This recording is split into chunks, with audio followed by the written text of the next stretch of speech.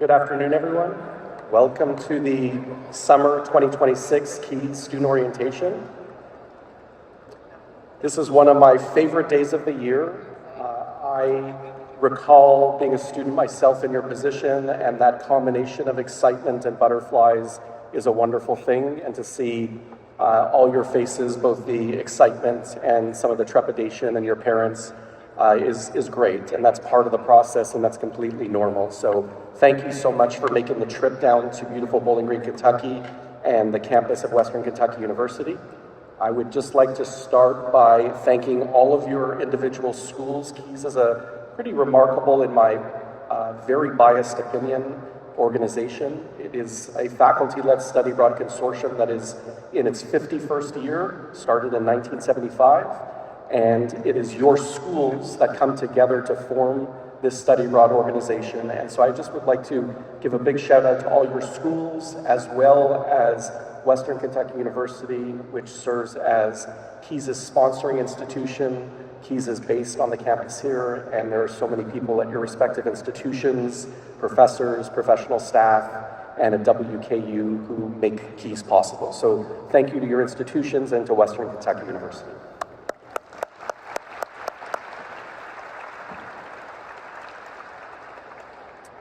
I also just would like to take a moment to recognize the kind of engine behind KIIS in terms of what makes this function, and that is these beautiful professors over here to my right who will be accompanying you on your study abroad programs. This faculty-led study abroad consortium happens because of them, so just a big round of applause and shout out to our faculty.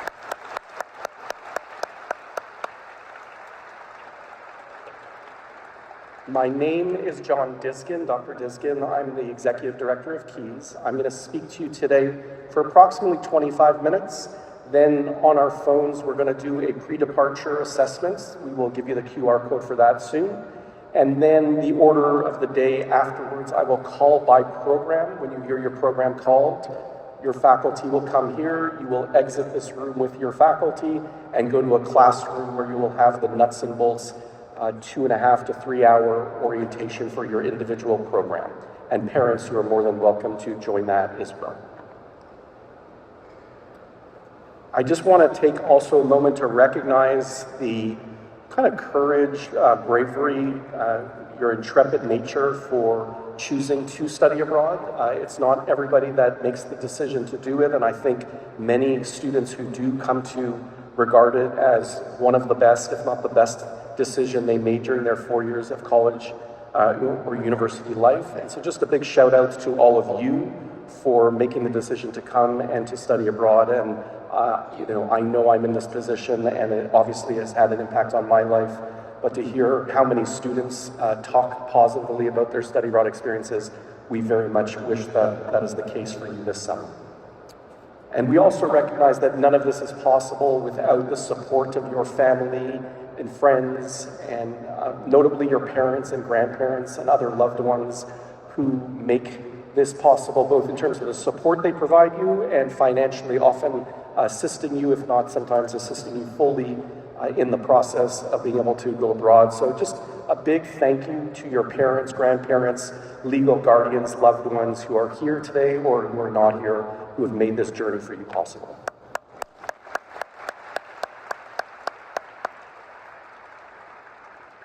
I will talk about 4 things today. One will be some just brief logistics, and then discussion of behavior, health and safety, and academic preparations. Beforehand, one last recognition. I just would like everybody who, be it from KIIS, their home institution, that is college or university, who has received some kind of scholarship to study abroad, or if it's from a Gilman International Scholarship and it's outside of your university or outside KIIS, to just stand up and be recognized for your achievement.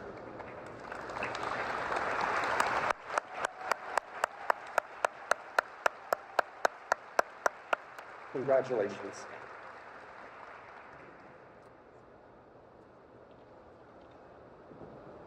One of the logistics that is probably something you're thinking about, and your program directors and faculty will talk to you in more detail about it today, is group flights. You have the choice, and you've already made that choice, of whether you're on the KIIS group flight for your program or whether you're flying independently. If you are on the group flight, your program director today will let you know what time to be at the airport, which airport to be at. For those who are in central time zones, keep in mind that the flights are almost surely going to be departing from Eastern time zone. There might be an exception to that. And so just to keep that in mind, keep in mind traffic, summer construction on the highways, and so on as you travel. Please be mindful to not overpack. You will have ample opportunity to do laundry on your programs while you're there. And the last thing you want to be doing is lugging a very large suitcase through, be it Tokyo or Paris or Istanbul or what have you. So please be mindful of how you pack and so on. For those not on the group flight, please provide the KIIS office and your program director your flight itinerary. There's a place for you to upload that in your KIIS portal where you apply to the program and have completed your admitted student documents. And also you would want to find out if you're arriving, say, around the same time as the group, how you will be able to get from the airport to the program site. So you can join, for example, the group transportation if your flight is arriving at or before the group flight. And that's something you can discuss today during your sessions. Your program directors will bring that up too. Please make sure you provide, if you're comfortable doing so, a copy of your passport and credit cards to your loved ones, and notify your bank that you will be traveling. So be it for your debit ATM card and your credit card, everybody should bring a credit card just in case. And you would want to let your bank know so that when you go abroad, they do not freeze your account thinking that it is fraudulent. When you get off the airplane in Buenos Aires, in San Jose, Costa Rica, in Seoul, Korea, in Prague, or whatever program you are going on, you are going to be encountering the locals for the first time. And as we do as human beings, you are going to make a first impression and assessment, naturally, of your surroundings, of people you encounter. And it's important and natural to keep in mind that the locals are doing the same thing of us.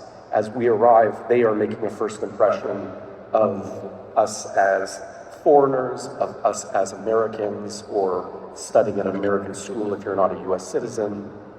And as they do that, it's really important for us to kind of raise up the standard and raise up the kind of positivity of being Americans and recognize that we are being ambassadors of the country, we're being ambassadors of our individual schools, we're ambassadors of KIIS, we're ambassadors of Kentucky or Indiana or Ohio or Tennessee or West Virginia or whatever state you might call home. And so please, rather than descend to some of the stereotypes that Americans have abroad, sometimes we are thought of as maybe loud, or we are thought of as sloppy in our dress, or maybe sometimes even rude.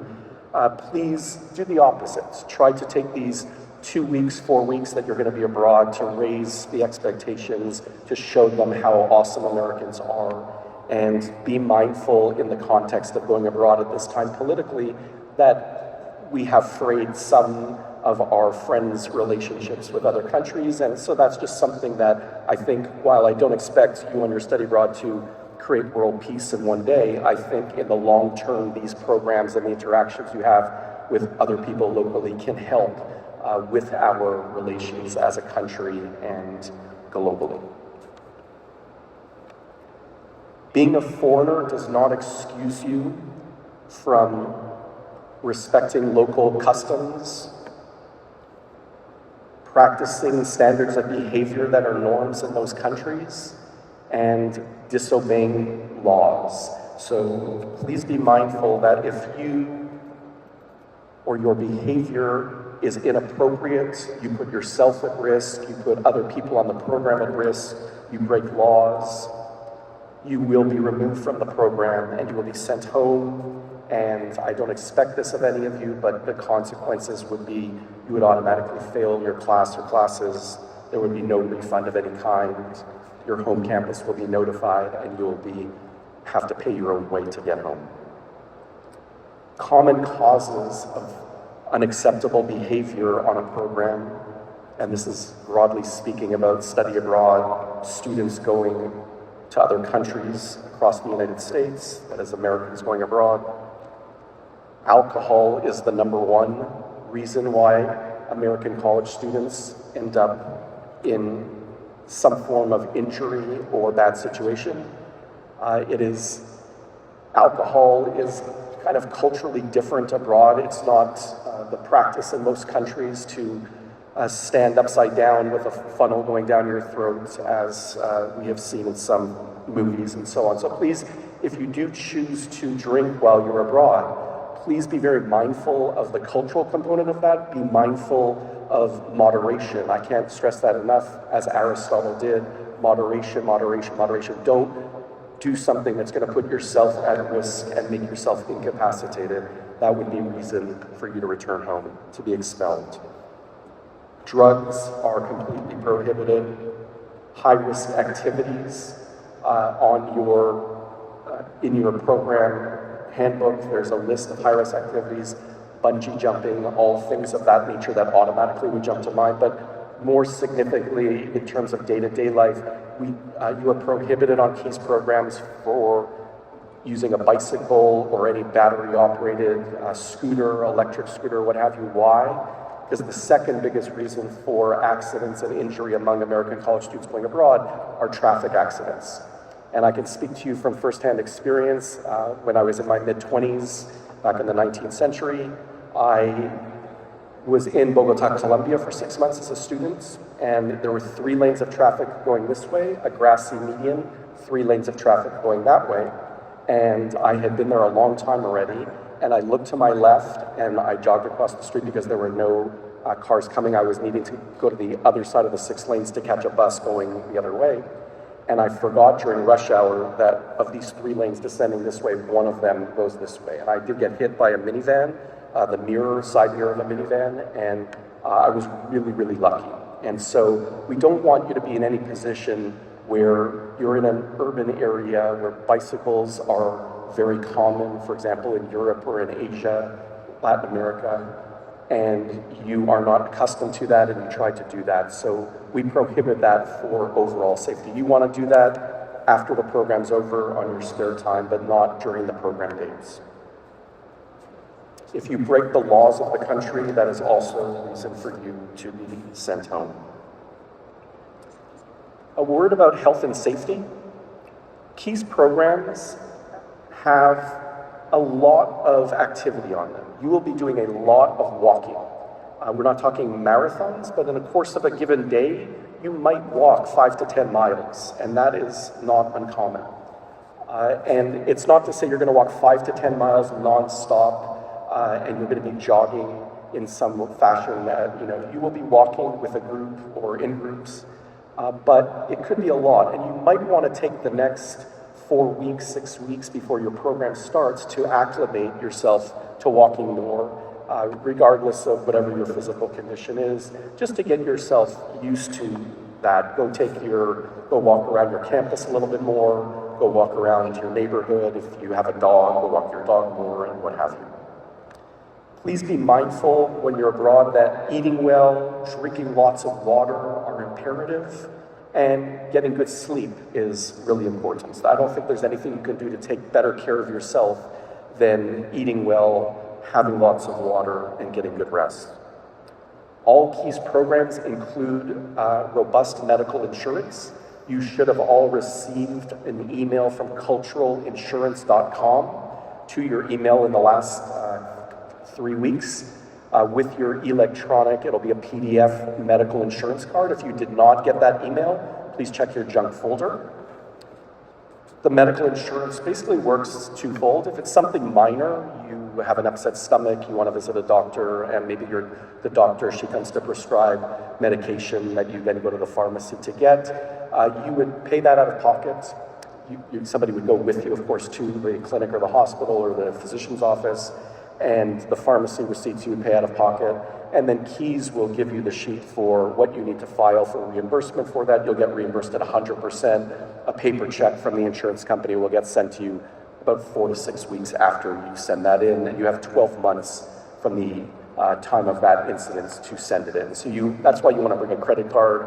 These are small costs, but it would be the best, most efficient way for you to do that is to pay directly.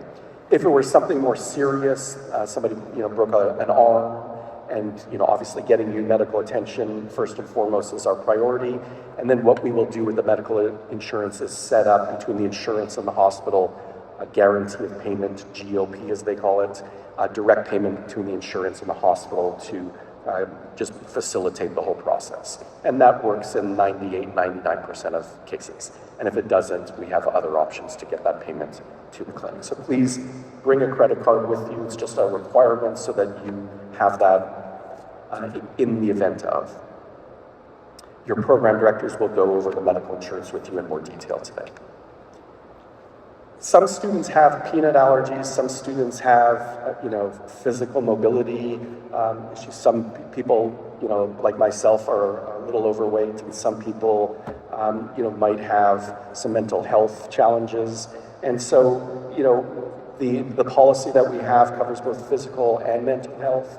And so if you have any mental health concerns, you have anxiety, you have depression, you have PTSD, please make sure before you go that you see a counselor if you're not already seeing one, and just talk to them about you are going on a study abroad program, and just, what are some of the things that I might prepare for? I'm going to a foreign environment that I haven't been to before. I'm going to be doing a lot of walking, and it's going to be a lot of fun, and it also could have moments of stress for you, which is completely normal for students on the program. So I would just really encourage anybody who has a mental health need to just make an appointment with a campus counselor or a counselor not on campus and tell them about your situation, have a plan, and know that your program director is there and your faculty are there to support you throughout the whole program. And so if you have an issue, just talk to them. They are very accustomed and experienced in students who might need, for example, a video counseling session in English while on the program. That is not abnormal. In terms of your medications, if you take medication, please make sure to bring enough medication to last you for the duration of your program, plus 1 week.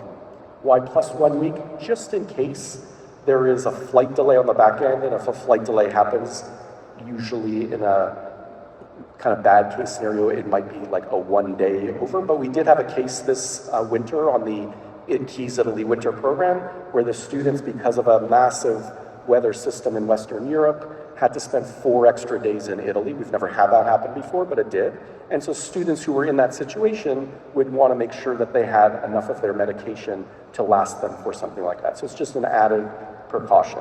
You might have to ask your pharmacy to contact the insurance to get a exception made to have a little bit more than 2 weeks or a month or whatever your normal dosage is. And they will do that. They commonly do. Just tell them you're going traveling.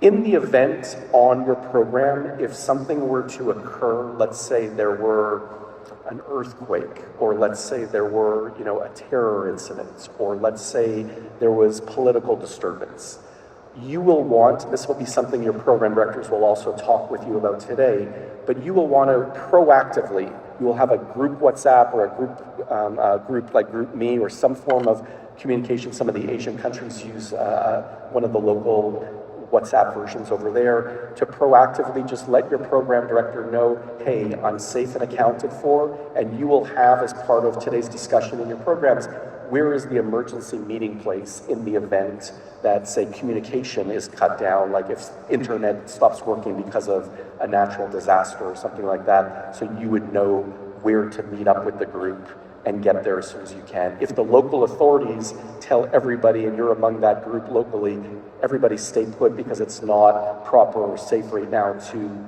transit, then you obviously listen to the local authorities. When they say, okay, now you could go, you would go back to the emergency meeting spot, and as soon as you're able to just let your program director know, I'm all good, and then they will let me know, and I will let your campuses know, and of course, let your parents and families know too. In your KIIS program accounts where you applied and completed all your admitted student documentation. We have added, if you have not already seen, it was emailed to you, the KIIS program handbook for your respective programs and the KIIS safety and emergency worksheet for your program. So please read those carefully. There's a lot of great information in there. And some of that will be gone over today, but not everything in there is going to be gone over in the same detail that it exists in that handbook today. So please look at those two documents. Your group flight itinerary, if you haven't seen it, is already there. Whether you're on the group flight or not, you can check that. In the event of any sexual harassment, any kind of xenophobic remarks or behavior, racism, bigotry, those are grounds for potential dismissal from a KIIS program. We really strive on our programs to foster a welcoming and respectful learning environment where everybody can feel comfortable. And I don't expect this from everybody, and it's very rare that it happens, but I just want you to be mindful that people come from different cultural, ethnic, national, religious backgrounds and racial backgrounds. And so just to be mindful of gender, to be mindful of race, to be mindful that your experience might not be the exact same as your classmates, and that's part of what makes this whole journey exciting too. I'm going to do something that I want to do with, I do with a little bit of trepidation. I'm going to leave you all my cell phone number right now. Parents, please do not contact me to ask me how Jane or Joe is doing on the program. This is for emergency purposes only. So when this phone rings, I presume something is not right. My name is John. The last name is Dizgun, D as in David, I-Z-G-U-N. Dizgun, John. And my cell phone, and you might want to put it in as +1, so that way you don't have to worry about what international calling codes do I have to put in. +1 270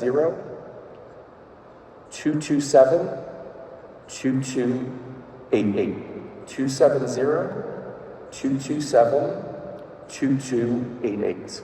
Again, for emergency purposes only, but students know that if your first point of contact is always your program director on site, but for some reason something is wrong and it's 1 o'clock in the morning and you can't reach anybody and you need to reach somebody, you can call me at 1 o'clock in the morning.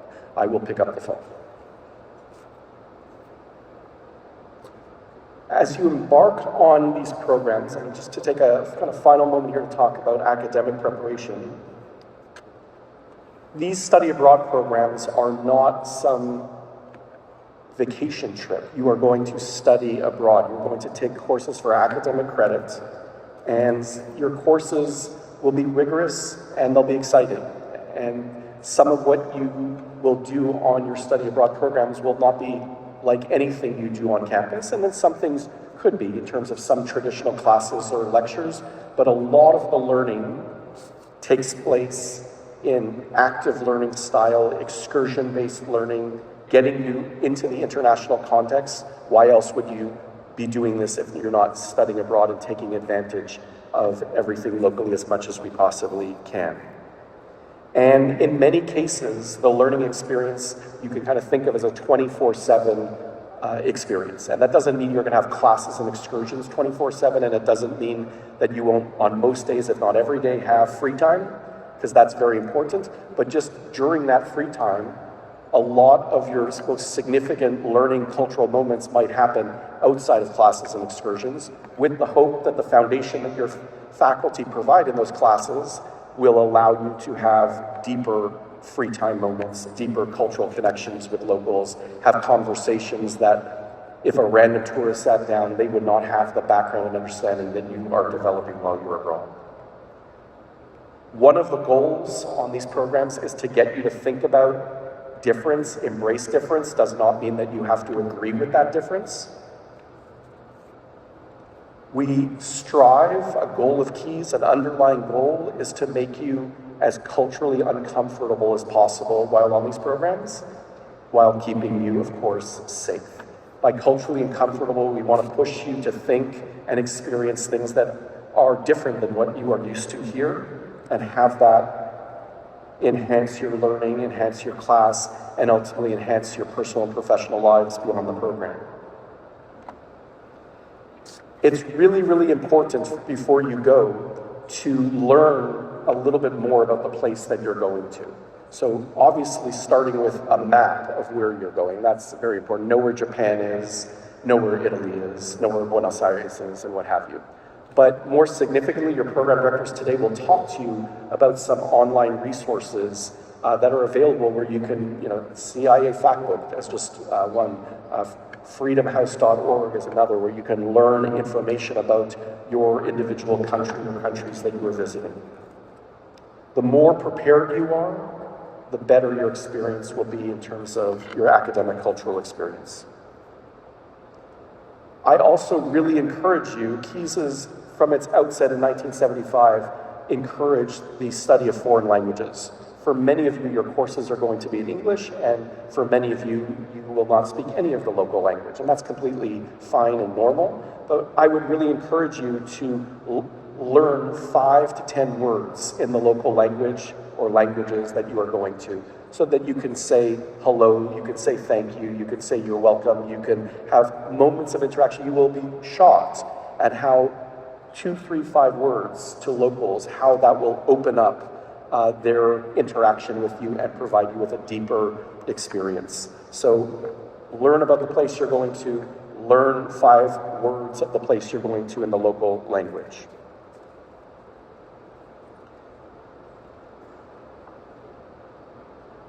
Final thing, just be open and flexible. It is quite possible that you will be going on a study abroad program.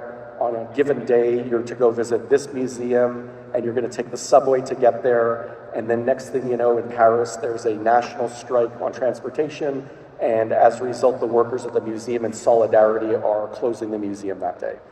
Stuff like that happens. So just kind of roll with it.